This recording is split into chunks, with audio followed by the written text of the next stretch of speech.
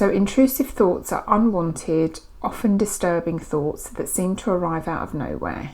You don't choose them, you don't invite them, they just show up. You don't want them. And they tend to be the kind of thoughts that stop you in your tracks.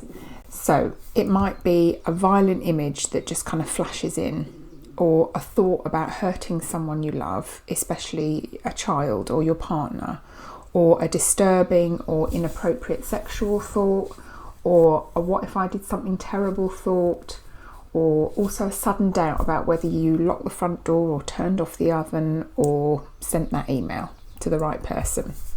Also thoughts about contamination or thoughts about hurting yourself. Or even a thought about doing something completely unacceptable in a public place, saying something shocking or acting out, like screaming in church or something like that. And so here's the thing that I really want you to hear. The thought that makes you wonder what kind of person thinks something like that. Almost every human being has had some kind of thought like that. Almost everyone. You are not unusual, you are not broken, and you are not the only one. Now, the reason that intrusive thoughts cause so much suffering isn't the actual thought itself. It's the belief that the thought means something about you.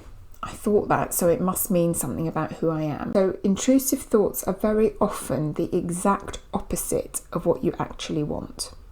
So a parent who has an intrusive thought about their child being harmed, the original signal is, I want my child to be safe. What if I hurt my child? And that thought feels horrifying precisely because it goes against who you actually are. If it didn't matter to you, that thought wouldn't bother you. So the distress is evidence of your values, not evidence against them.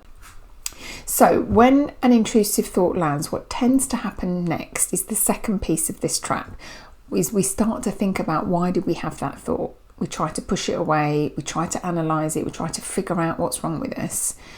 And here's the part that is the most tricky. So the more you try to suppress the intrusive thought, the stickier it becomes. The more you try to figure out what it means about you, the more frequently it tends to show up in your head. And the effort of the control is exactly what keeps it alive.